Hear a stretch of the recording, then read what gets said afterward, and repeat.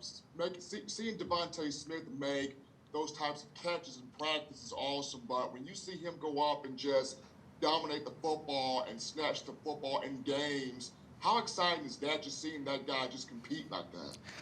Man, that's pretty regular for Smitty. We expect him to make them type of plays, you know. We don't consider them 50-50 balls when Smitty's going after a bit. Over to Charlie Potter. Hey Jaylen, you caught another long touchdown pass from Mac this past weekend. Just what's that chemistry been like between you two, especially on the deep ball? Uh, I guess it's been great, you know.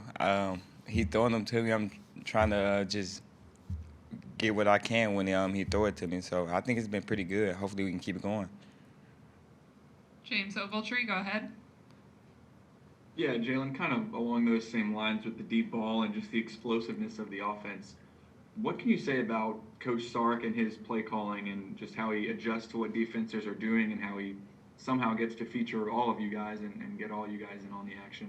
Well, I think he does a good job just evaluating what the defense is doing, and he talked to us a lot, so he get our view of things, and we go back and tell him what we think. So I think we do a good job of communicating with each other to make them type of plays happen.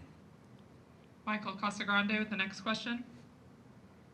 You said you don't look at them as 50-50 balls in moments like that. I guess what's the percentage and what's the mentality in that moment when you see balls going in the air like that? Well, for one, our position coach, if you touch it, if he throw it to you, he expect you to catch it. That's just our mentality in that room. So, Smitty just one of the best at it, if not the best at them type of balls. Edwin Stanton, over to you. Hey Jaylen, I know you and Devontae and Mitchie, y'all get all the, all the publicity. Just want to get your thoughts on, somebody like Miller Forrestall who goes out and does all the dirty work, and just what he means to the team. Oh, well, Miller do it all type of player. He really helps our offense a lot. Without him, the offense not going to make the type of plays they play, not going to make the type of plays that we do make. So without Miller definitely a big part of this offense. He does all the dirty work, as you said, and he just gets us going. Jared Oliver, go ahead. Hey Jaylen, your former quarterback Tua got the starting job today for the Miami Dolphins. Just want to kind of get your reaction to that news. I ain't know that. You telling me stuff I ain't even know. But I'm happy for him. I'm gonna tell you that. He's definitely gonna get a text from me probably as soon as I'm off of hearing. So kudos to him. And back over to Michael Casagrande.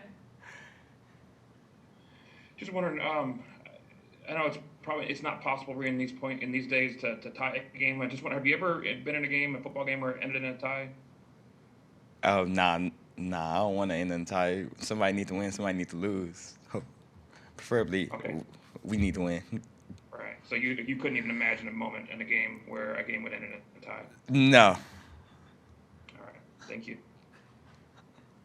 Back over to Stephen Smith. Jaylen, the place went crazy when Will Reichert made that 52-yard field goal. Talk about his confidence and what he means as he's not only just healthy, but kicking the ball really strong right now. Well, I seen Will kick one actually further than that one. So we had a lot of confidence in him and putting him in that position to make it. So he just did what we thought he could do. So I think that's big for his confidence, and hopefully he can make some more. Do last question for Jaylen with Charlie Potter. I just wanted to go back to Mac for a minute and just get your thoughts on his hot start to this season and the way that he's played so far. Well, Mac is a hard worker. He do all the right things week in and week out. So him going out there and play like that Saturday, I'm really not surprised. Just looking at how he worked throughout the week. So Mac just being Mac. Thank you, Jaylen. Thank you.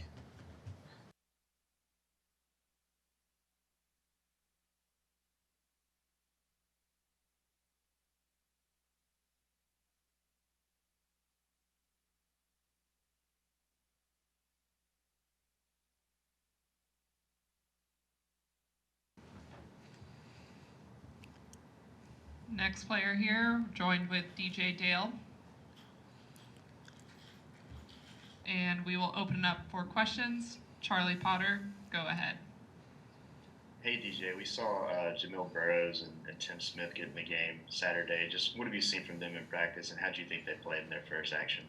They played really well. Those are two guys who came in with the work ethic, and they just worked hard. And coach actually told them to just day in and day out keep doing what you're gonna do, and it's gonna come a time during the season where you two guys gonna have to step up, and that's what they did. John Zener, over to you. Yeah, hey, what did you guys do differently or better in the second half against Georgia? And is that half, is shutting them out in that half, is that something you guys that gave you confidence and you can build on? Yes, sir, I believe so. And the big thing for us, I believe, we finished. We went into the locker room with our heads high, and we knew we just had to go out and finish. We prepared really well for that game throughout the weekend. We were confident. Tony Sakalas, go ahead. Yeah, DJ, can you take me through that blocked pass by Bennett that kind of led to the interception? Yes, sir. Like the whole week, coach was on about getting your hands up when the quarterback about to throw the ball, and we knew we was playing against a shorter quarterback. So that whole week we was practicing, just getting our hands up. James Tree, you're up.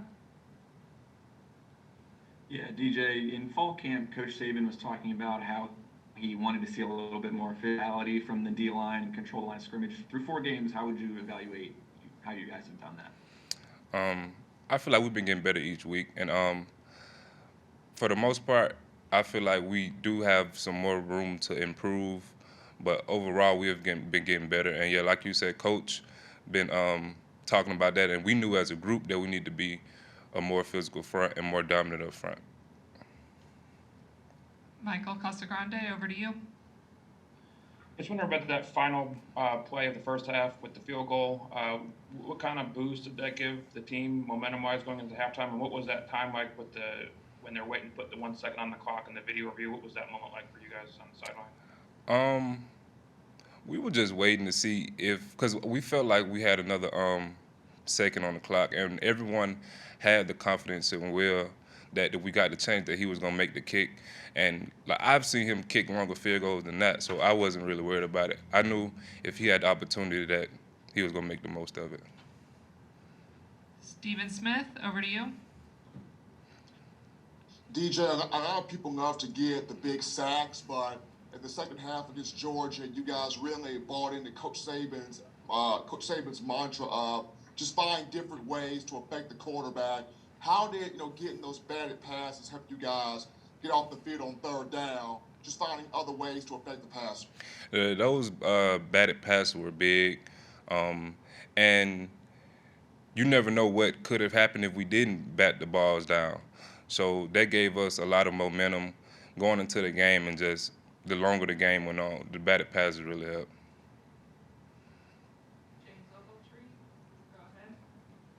Yeah, just going back to like controlling the line of scrimmage, what does it take to improve at that? Is that just a mentality, or is there like something technique-wise that you guys can get better on as a whole, or what is that going to take to continue improving at controlling the line of scrimmage? Some of it is, a lot of it is your technique and just making sure you stand in your right gap. But the other part is your mentality and having the confidence within yourself that you're going to control the line of scrimmage. You're not going to get knocked off the ball. Unless there are any other questions, we'll finish up with Tony Sakalas. Yeah, DJ, as a Alabama native, what does the Tennessee rivalry mean to you? And do you even remember the last time that Tennessee beat Alabama? I'm not sure when was the last time, but I know it's real big for the state of Alabama. I look at it as them just being the next opponent, just taking it week by week and going into this week 0-0, and hopefully after the game we're 1-0. All right. Thank you, DJ. That wraps up today's press conference. Thanks, everyone.